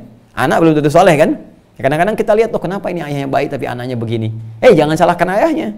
Jangan salahkan ibunya, boleh jadi dia mendapat pengaruh dari lingkungan yang tidak tepat, kan? Terpisah dari ayah bundanya, dapat pengaruh di sini, pengaruh di situ. Itu baru 1-2 generasi, apalagi ini 400 tahun. Udah banyak sekali. Ya, makanya lahirnya salah satunya seperti raja yang kurang tepat, kurang baik karakter, boleh jadi juga karena kondisi masyarakatnya yang tidak baik dalam kondisi-kondisi tertentu. Maka di sini diharapkan dengan Asiyah yang baik, yang lembut, yang halus itu kan, binti Muzahim bisa sedikit menurunkan karakteristik yang keras ini dan cenderung kepada kejam. Kejamnya di sini teman-teman sekalian, udah kalau bahasa kita sekarang, kalau nggak suka udah hilang nyawa deh. Ya, saya nggak suka dengan rambutnya. Ini admin nih, saya nggak suka dengan rambut kamu nih. Tolong pisahkan kepala dari badannya. Bukan suruh nyukur, pisahkan kepala dari badannya. Tuh, ya Dalam kondisi inilah teman-teman sekalian, ini disampaikan oleh Imam At-Tabari juga, juz 1 halaman 386 sama ke atas dengan Ibnu Athir. Ibnu Athir punya kitab namanya Al-Kamil Fit Tarikh. Al-Kamil Fit Tarikh, jadi sejarah yang paripurna di juz 1 halaman 95 ya. Halaman 95. Jadi ini teman-teman sekalian ya. Ini sejarahnya kondisi Nabi Yusuf telah meninggal dunia 400 tahun setelahnya. Raja Fir'aun yang berganti namanya ini menikah dengan ini Asia itu istrinya Qabus, setelah Qabus meninggal pindah ke sini. Nah, disinilah terjadi sebuah peristiwa. Ketika ini berjalan sudah viral, kerasnya, kejamnya ngaku Tuhan, terus pengen yang elit-elit, dan yang jadi persoalan lingkungan sekitarannya pun bermasalah. Ya, misal dia punya misalnya pembisik intelektualnya, ya namanya Haman, gitu kan? Haman. Ya, itu intelektualnya, tapi kebelinger gitu. Ini yang mendesain rancangan piramid yang sekarang masih utuh, dibuktikan kan? Ya, secara historis kita bisa cek sampai sekarang fakta sejarah piramidnya masih ada. Nah, ini arsitekturnya namanya Haman. Ya, nanti kita turunkan dalil-dalilnya dari Al-Quran ini untuk mempercepat dulu ya. Misalnya di surat Al-A'raf itu lebih jelas, gitu kan? Nanti ada lagi di surat misalnya Toha dan turunan sebagian kita bisa saksikan turunan-turunan ini. Nanti dia juga nanti punya bala pasukan, bala tentara yang sangat terstruktur tentaranya itu. Ya, sangat terstruktur. Jadi dari kekuatan intelijennya, ya kekuatan dari aspek militernya itu kalau kita lihat sekarang misalnya teman-teman sekalian udah jelas lah, infanterinya sudah ada gitu kan, pasukan militer khususnya ada. Bahkan dia punya satu unit khusus untuk eksekusi, ya kurang lebih ada ya, skala kecil lah. Kalau kita sekarang cuma 2-4 orang gitu kan. Nah, itu nanti itu yang akan menjalankan misi-misi khusus, bahkan bisa dalam konteks mendampingi seseorang sampai berhasil misi itu dibawa gitu kan. Makanya ini semua kayak Haman, kayak tentara, semua struktur pemerintahannya disebutkan oleh Al-Quran dengan Al-Fir'aun. Al-Fir'aun. Al-Fir'aun. Siapapun yang tidak patuh kepada Fir'aun sudah selesai. Beda pendapat aja udah meninggal. Beda pendapat, bukan beda pendapatan, ya beda pendapatan mungkin beda pendapat meninggal. Ya, Philip yang di Korea sekarang itu kan, wah beda pendapat, udah rudal, bukan dieksekusi gitu, pakai rudal, boom, lemparin ke ikan piranha, lemparin ke ikan hiu, macam-macam kisah-kisah yang kita baca kan di media seperti itu. Nah ini dulu tuh seperti itu, ya dahsyatnya seperti itu. Dan saat yang bersamaan dia konsen kepada pembangunan, kan dia bangun piramid, bangun kemewahan, bangun macam-macam, ini luas. Nah ini mereka sudah jadi satu keluarga, satu sistem. Ya, jadi kalau kita mau lihat keluarga real dalam konteks bahasa Arab disebut al namanya, al. Tapi al pun punya bahasa majas, yaitu sistem yang berlaku seperti kekeluargaan, tapi keluarga yang dimaksudkan di sini sistem struktur, ya, kehidupan, kepemimpinan yang kuat, yang seakan-akan satu dengan yang lain saling mengikat, seperti ikatan kekeluargaan. Ya kan ada surah ketiga Ali Imran kan, Imran menikah dengan Hannah, melahirkan Maryam, Maryam melahirkan Isa alaihissalam jami'an, kan mereka sangat kuat sekali. Ya, satu memperhatikan, saling menyayangi, saling menopang dan sebagainya, memfasilitasi pada kebaikan. Ini juga begitu. Kenapa disebut Ali Fir'aun? Ya, karena semua saling mengikat. Ini perhatian ke sini, setiap ini berprestasi kasih hadiah, Haman juga begitu, semuanya diikat. Ya, diikat. Dan saat yang bersamaan juga hidup di masa itu, ini nih seorang pengusaha gelap. Ini yang jadi persoalan. Nah, ini namanya Korun. Ini lengkap nih, ya kan? Secara ekonomi ditopang oleh pengusaha gelap, kemudian intelektualitas juga intelektual yang bermasalah, gitu kan? Dari ininya militer, faksi militernya juga dipegang oleh ini orang-orang seperti ini, maka jadilah satu keluarga besar disebut dengan Al Fir'aun pada saat itu. Awalnya nggak ada masalah ini bagus kok, ini bagus. Ya, tapi ketika di masa ini jadi berubah, jadi persoalan. Ini akibat dari sistem kehidupan yang tidak terkontrol dengan baik setelah itu. Jadi disebut dengan Al Fir'aun. Nah, ini berjalan teman-teman, sekian masa terus kan, di masa-masa ini itu jaya mengaku Tuhan, ya disembah, semua dijadikan budak, termasuk keturunan Bani Israel yang tadi itu telah menyebar banyak.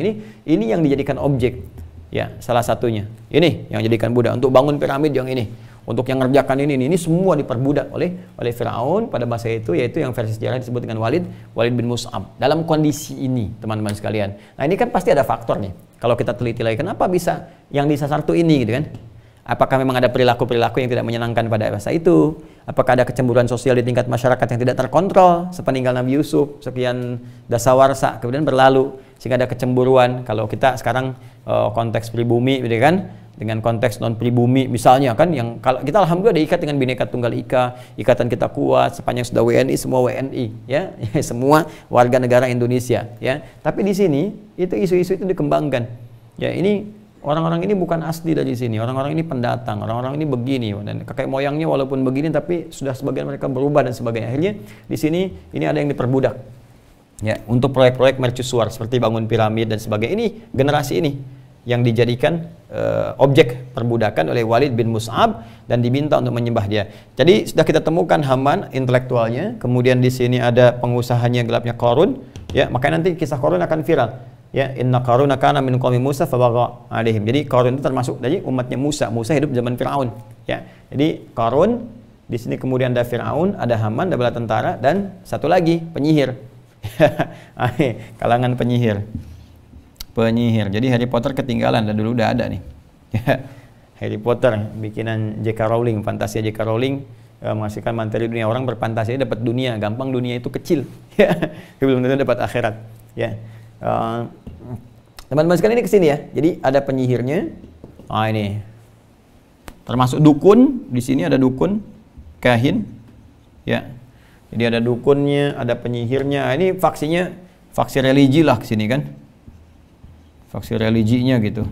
Jadi di sini ada faksi militernya, ini intelektualnya, ini bagian ekonominya, kemudian di sini ada religinya. Masing-masing tuh mencoba untuk mendapatkan pengaruh dari Firaun yang disebutkan di Walid bin Mus'ab. Ini teman-teman sekalian. Dan aktor-aktor ini nanti akan ditampilkan di Al-Quran dalam pijakan kita ya.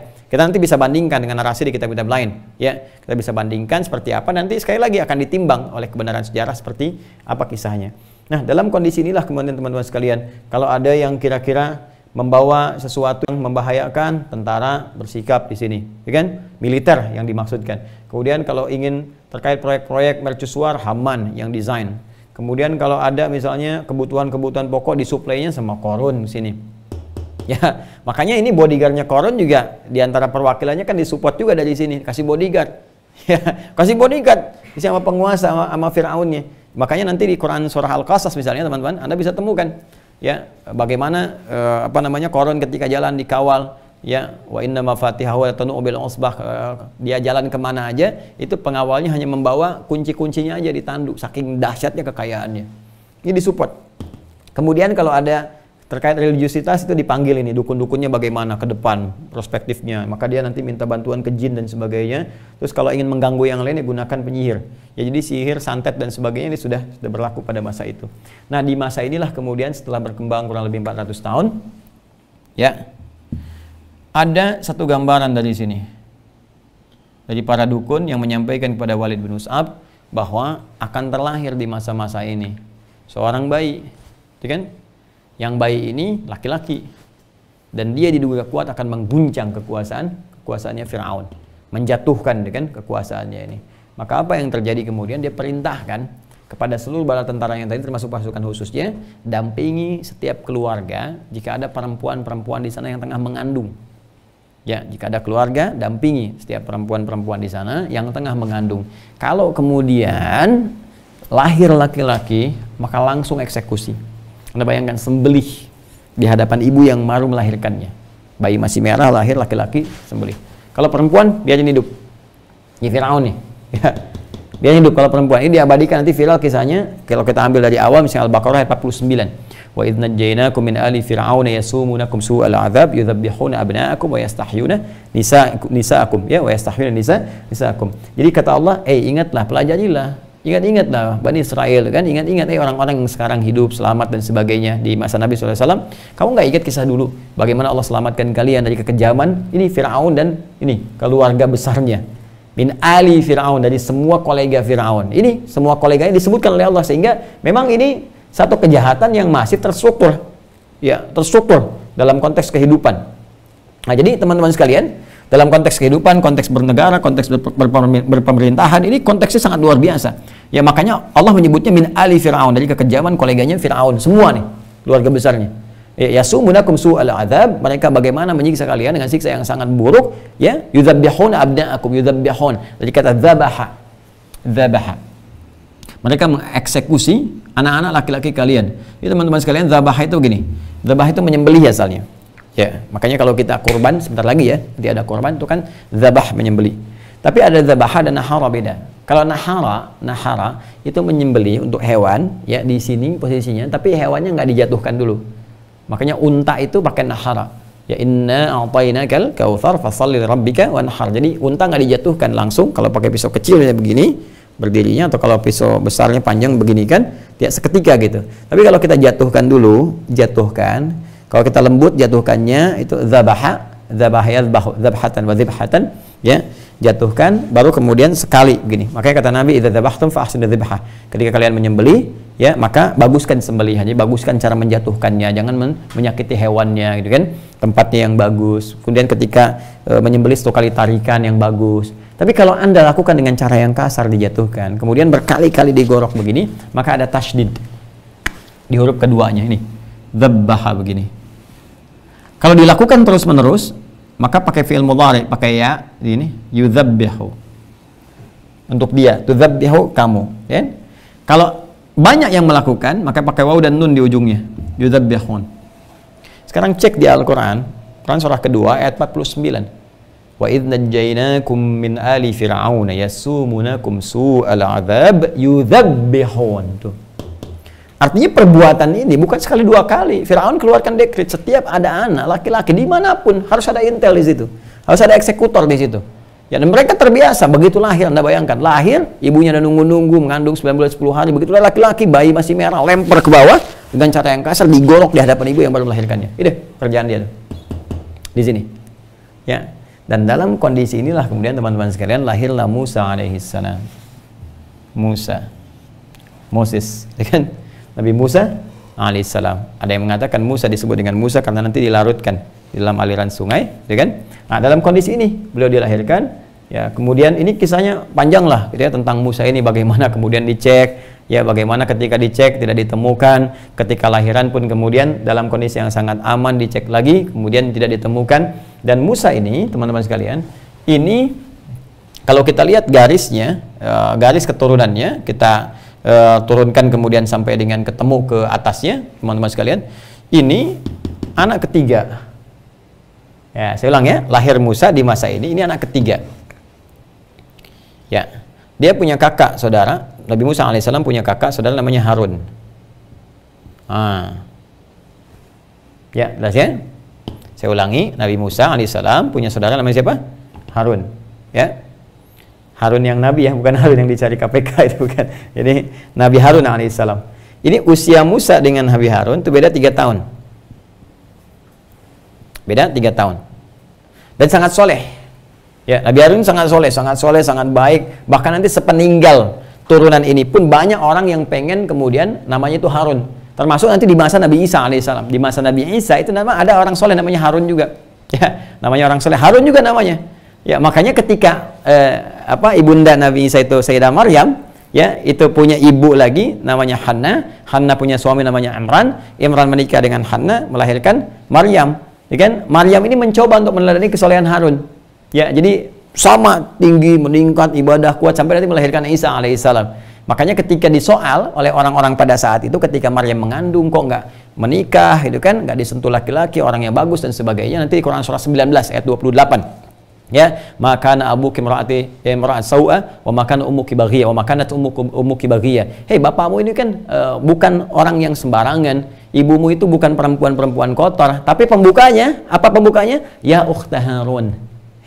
Ya saudaranya Harun, saudarinya Harun, kan? Saudari di sini nanti ada 2 tafsir. Ada yang mengaitkan kepada Harun di masa itu, yaitu orang yang soleh, yang Maryam itu dinilai seperti dia. Makanya dalam bahasa Majaz dikatakan ukhta Harun, kamu itu dalam ibadah seperti dia.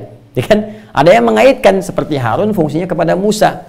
Ya, kenapa? Karena kakaknya Harun pun ada kakak namanya Maryam juga. Ini namanya siapa? Maryam. Jadi ini Harun kakaknya Musa, beda 3 tahun. Harun punya kakak namanya siapa? Maryam. Maryam inilah yang kemudian menghanyutkan Musa alaihissalam, ya, atas ilham yang Allah berikan kemudian dalam situasi pada saat itu, ya, kepada ibundanya untuk dihanyutkan, diikutkan pada aliran air sungai pada masa itu. Ini kalau nggak keimanan yang kuat nggak mungkin. Kalau bukan keimanan yang kuat nggak mungkin disuruh hanyutkan anak kemana lahirnya. Tapi disitulah nanti takdir Allah mengembalikan. Nanti kita akan lihat surat-surat yang terkait. Saya ingin katakan teman-teman sekalian, ini ukhta Harun, saudarinya Harun, saudari Musa juga ke sini.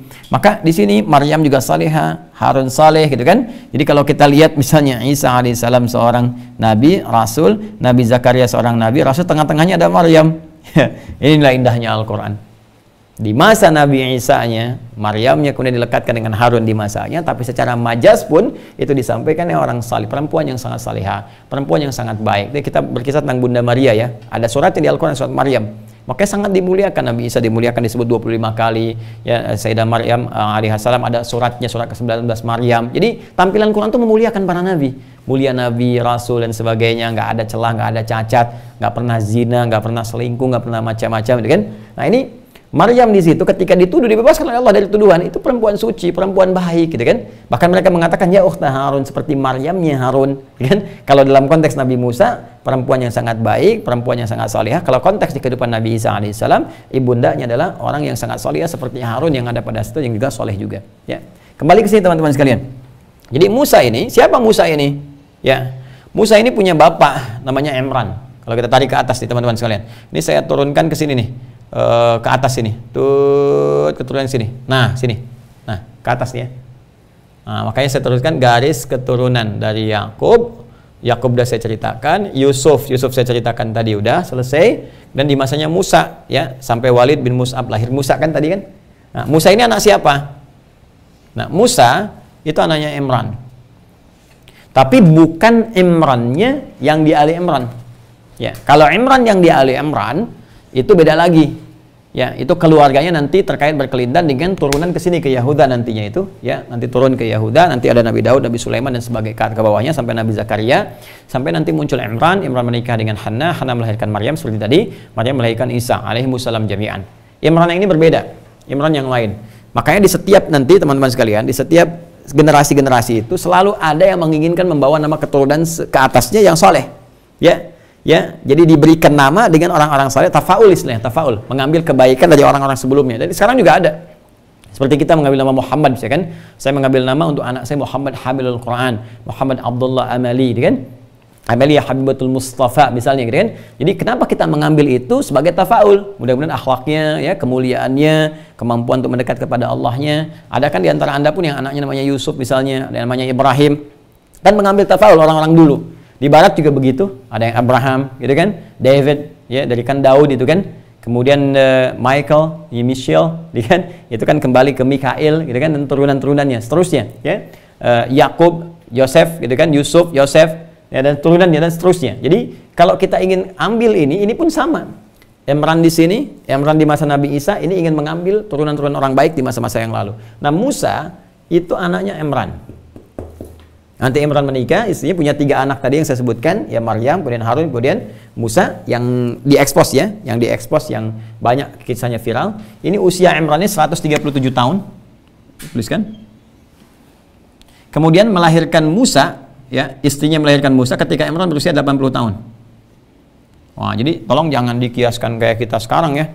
Ya, oh kita kan gimana 80 tahun, ya usianya berapa gitu kan lahir, enggak. Karena ini usianya saja sampai meninggal 137 tahun.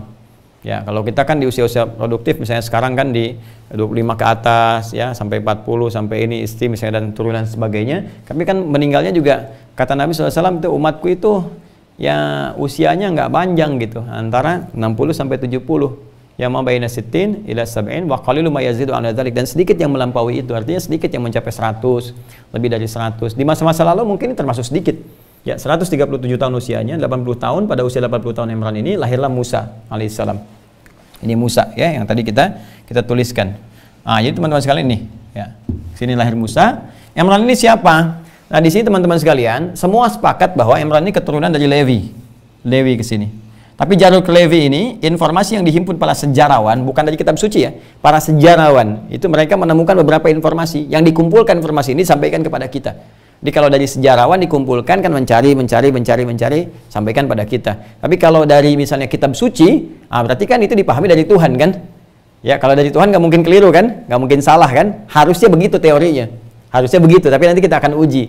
Ya, di Al-Quran diklaim oleh orang Islam, saya ya bukan hanya mengklaim, meyakini, mengimani bahwa Al-Quran firman Allah, maka nggak boleh salah.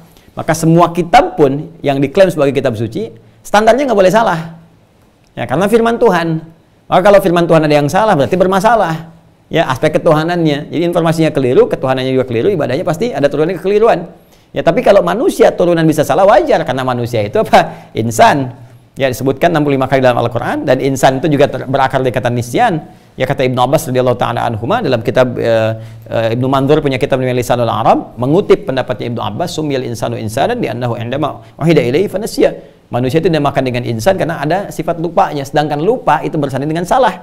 Ya, lupa itu nisyan, akarnya nasia. Saya lupa nasitu, kita lupa nasina. Salah akhto'a, aku salah akhto'tu, kita salah akhto'na. Quran surah 2 ayat 286, Rabbana la tu'akhidna in nasina au akhtana. Maka kalau ada kesalahan itu bisa diminimalisir dengan menggabungkan semua versi riwayatnya, ketemu di situ. Tapi kalau misalnya di kitab suci ada kesalahan, itu jadi problem. Ya, jadi problem. Nah, kita kembali ke sini. Kenapa saya sebutkan tadi seperti itu? Karena nanti ada informasi yang dihimpun misalnya oleh Imam At-Tabari, seorang sejarawan. Ya, di kitabnya juga Tarikh At-Tabari juz 1 halaman 385, kemudian Ibnu Athir juga, ya. Al-Kamil fit Tarikh seperti yang tadi referensinya. Nanti ada referensi Ibnu Katsir juga, Bidayah wan Nihayah juz 1 halaman 237. Dan nanti ada Ibnu Hajar Al-Asqalani punya kitab Fathul Bari fi Syarah Sahih Al-Bukhari juz ke-6 halaman 487. Nah, ini nasabnya semua kembali kepada Levi. Ya, di versinya ini adalah Imran dengan kemudian bin Yasar, kemudian bin Kahith, bin Levi ke sini. Di versinya yang ini Ibnu Katsir, kemudian Imran bin Kahith, bin Azir, bin Levi. Di versinya Ibnu Hajar Al-Asqalani, kan Imran bin Lahib, bin Azir, kemudian ke sini ke Levi. Ke Levi. Ini tinggal dipertemukan di sini, dilacak dalam sejarah, tuntutannya versinya menunjuk kepada yang mana, karena mereka menyampaikan informasi. Ya, bukan memastikan, ini menyampaikan ada begini nih. Ya, di sini mengatakan begini, nanti kita tinggal runtutkan saja jalurnya yang mana yang menemukan sesuai dengan faktanya, nyambung. Tapi semua bertemu di titik yang satu, Levi. Ya, inilah ya beda ketika kita kalau manusia kan seperti itu, kita mencari nanti versi dapat dari sini, tinggal dikumpulkan kan. Yang jadi problem adalah ketika Tuhan menyampaikan misalnya nasab, informasi tentang nasabnya keliru. Seperti saya sampaikan di pertemuan lalu, ketika menyebutkan Yahuda menikah dengan Tamar, menantunya bukan menikah malah berhubungan, berzina. Ya, ini bukan bahasa saya ya, bukan bahasa saya, ini di kitab Kejadian disampaikan. Yahuda kemudian berhubungan berzina dengan menantunya Tamar. Nanti Tamar juga melahirkan keturunan Peres yang saya sebutkan dulu pertemuan lalu. Kemudian dari Peres ini lahir nanti disebutkan Yesus di situ. Ya, nanti ada perbedaan bahkan nasabnya di bagian ke-7 sampai dengan ke-8 antara di kitab Matius dengan di Lukas, ya, di dua itu. Nanti kita kalau udah sampai ke sana kita bedah secara argumentatif ya, secara ilmiah, dan kita bisa konfirmasikan. Nanti boleh misalnya disampaikan juga oleh sarjana Alkitab ini misalnya bagaimana sehingga wawasan informasi yang sampai kepada kita juga bisa terukur. Nanti bisa kita timbang di mana kebenarannya gitu kan. Nah, kemudian balik ke sini teman-teman. Dan sekali lagi karena wacananya ilmiah, pembahasannya argumentasinya ilmiah, maka berada dalam lingkup keilmiahan. Adapun keyakinan kembali kepada masing-masing. Dan ini tingkat toleransi ilmiah yang sangat tinggi. Ya, tingkat toleransi ilmiah yang sangat tinggi. Kembali ke sini. Secara singkat, Musa ini keturunan dari Levi ke sini. Sedangkan Levi anak ketiga. Ya, dari Nabi Yakub alaihissalam, dari ibundanya Lea sini. Ya, atau Laia. Anak ketiga nih Ruben, Syamun, Levi. Ya. Levi. Ini nanti menurunkan imam-imam, pemimpin-pemimpin, makanya nanti di Kejadian di kitabnya ada Imamat Levitikus, gitu kan? Nah, Musa itu keturunan ke Levi ke sini arahnya. Levi anak ketiga ini yang saya sebutkan dari Yakub alaihissalam. Jadi Nabi Musa itu masih turunan dari klan yang ketiga, suku yang ketiga. Dari 12 suku, maka Nabi Musa alaihissalam dari sini, dari Levi. Ya. Lahirlah Musa alaihissalam di masa keadaan demikian, dan Nabi Musa kemudian secara luar biasa diberikan petunjuk oleh Allah Subhanahu wa taala kepada ibundanya dalam situasi yang sangat genting. Kisahnya sangat dalam sekali, bagaimana tiba-tiba kemudian beliau bisa selamat, itu kan? Tiba diminta dimasukkan ke dalam satu tempat, satu kotak, tabut, itu kan, dimasukkan ke dalam situ. Kemudian kalau dalam bahasa apa tuh Italia kuno, dipalidkeun. dipalitkan. Apa dipalitkan bahasa Indonesianya itu? Dilarutkan, ya. Dihanyutkan. Kalau dilarutkan nanti hilang, habis gitu ya secara kimia. Dihanyutkan, ya. Apa namanya? Dihanyutkan di dalam aliran air sungai sehingga sampai kepada satu tempat, dan tempat itulah yang paling dahsyat, tempat orang yang memerintahkan setiap anak laki-laki itu dieksekusi. Jadi Anda bayangkan ya bagaimana rencana Allah menjadikan ya seorang anak anaknya diprediksi bahkan oleh para dukun-dukun tadi akan menjadi penghancur kerajaan Firaun pada masa itu, ya, Walid bin Mus'ab. Tapi dalam posisi yang sama Allah justru mengantarkan dia ke tempat Walid, ke tempatnya Firaun pada masa itu. Nah, maka bagaimana, apa yang terjadi ya ketika ditemukan oleh itu Asiyah binti Muzahim? Apa yang terjadi, bagaimana kesan Firaun pada masa itu, dan apa yang menjadikan Nabi Musa alaihissalam mendapat respon pertama dari Firaun, dan ini yang menyebabkan nanti beliau menjadi punya persoalan di lidahnya sehingga menjadi apa namanya, kalau dalam bahasa Rusia itu cadel, ya cadel gitu. Jadi itu nggak terlalu fasih, bahkan bukan cuma cadel tapi ada gagap juga. Gagap itu ada peristiwa sehingga dengan itu nanti meminta kepada Allah Subhanahu wa taala untuk disertakan Harun ya sebagai asisten beliau, sehingga Harun diangkat menjadi nabi karena doanya Nabi Musa alaihissalam, kan? Jadi dari situ teman-teman ada peristiwa. Seperti apa peristiwanya, bagaimana dihanyutkan Musa alaihissalam, dan ayat-ayat apa di Al-Quran yang akan membahas itu, kita akan sambungkan ini pada episode yang keempat nanti. Ya, masih dalam sejarah Yahudi, episode yang keempat kita akan bahas tentang masanya Musa. Bagaimana Musa tumbuh dari kecil di kerajaan Firaun, bagaimana dia bermain, bagaimana tumbuh menjadi dewasa, jadi kuat, nyambung lagi pertaliannya ke suku yang lainnya lagi, sampai nanti membawa kaumnya pada masa itu keluar dari kungkungan Firaun yang zalim sampai terbebas, sampai muncul Yahudi-Yahudi yang sekarang. Itu Yahudi sekarang itu nyambung nasabnya kemana? Siapa mereka? Apakah mereka hanya sebatas komunitas yang punya keyakinan berbeda dengan yang leluhurnya? Ya, apakah mereka juga ada jalur genetik ke atasnya seperti apa? Itu akan diketahui awal-awalnya pada eranya Nabi Musa alaihissalam, dan itu pembahasan pada serial yang keempat. Ya. Nanti akan nampak di masa Nabi Musa. Dari 12 itu klan mana tuh yang punya banyak masalah? Ya, baru di era Firaun baru keluar dari kejaran itu. Ya, kejaran Firaun, Firaunnya tenggelamkan depan matanya sendiri, tiba-tiba udah minta dibikinin Tuhan baru. Kan? Dari situ nanti pokoknya luar biasa lah. Ya, apa namanya, ngeselinnya gitu. Nanti kita akan lihat dan turunannya siapa sampai dengan sekarang, sampai dengan kitab acuannya itu. Kalau baca kitab acuannya itu udah bukan cuma geleng-geleng kepala gitu ya, tapi kita akan melihat siapa yang bisa buat yang seperti itu. Ya, yang menjadikan kita menjadi luar biasa geram gitu ya dengan apa namanya, turunan-turunan kitab yang menyarankan selain itu bukan manusia, itu binatang, ya kan, harus jadi pelayan macam-macam. Kita nanti akan lihat, Jadi itu situasinya, dan ini yang menjadikan semua secara historikal itu terkumpul di satu titik. Titiknya kembali kepada satu titik yang nanti akan terjadi di masa Musa alaihissalam. Itu titik asalnya, itu titik awalnya, itu titik pertemuan tingkat tertinggi spiritual dalam nuansa global sampai dengan sekarang, sampai kehidupan berakhir. Ya, di titik itu nanti akan sangat menentukan. Jadi akan sangat erat dengan masalah agama, akan sangat erat dengan masalah-masalah spiritual. Sejarahnya nanti sejarah spiritual, tapi sejarah spiritual itu datang untuk meluruskan. Sekali lagi, datang untuk meluruskan tindakan-tindakan yang tidak tepat, cenderung kepada kriminal, perbuatan yang tidak baik, cenderung kepada merusak. Ya, dan ini nanti akan ditampilkan oleh Islam dengan cara yang sangat elegan. Nah, ini teman-teman. Ya, jadi ini bagian yang ketiganya. Kita tunggu bagian yang keempat di masa Musa. Nanti saya turunkan ayat-ayatnya supaya lebih mudah. Ini sengaja saya nggak hapus dulu nih. Kalau saya hapus, nanti yang ini ketersambungannya agak lebih sulit. Makanya insya Allah setelah ini saya hapus semua. Ya, saya turunkan fase Musa. Nanti saya turunkan ayat-ayat yang tadi saya janjikan untuk disampaikan. Ya, di surat ini apa, surat ini apa, surat ini apa, kaitannya apa. Nanti kita bandingkan dengan yang lain supaya ada pengayaan yang lebih luas. Saya kira itu teman-teman sekalian. Terima kasih untuk hari ini. Dan insya Allah besok ada informasi yang sangat penting. Ya, saya akan sampaikan hal-hal yang spesifik. Sebetulnya saya punya banyak kesibukan, kan?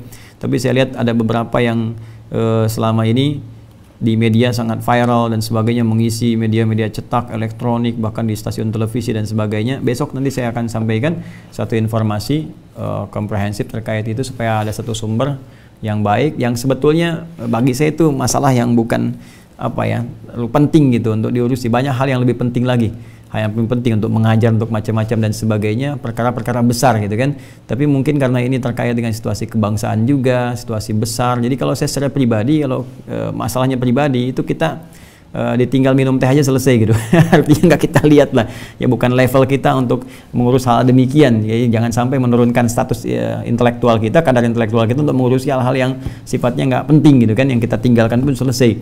Nah, cuman kalau sudah masuk kepada wilayah kebangsaan, ya, menimbulkan gejolak sosial yang tinggi, yang besar, bahkan cenderung melahirkan satu hal-hal negatif yang luas sifatnya, maka ini perbuatan ini mesti diberikan respon juga dengan respon yang sifatnya sesuai proporsional gitu kan. Jadi di sini pun saya ingin sampaikan, besok insya Allah saya sampaikan teman-teman sekalian sehingga lebih terukur keseluruhannya dan kita belajar dulu.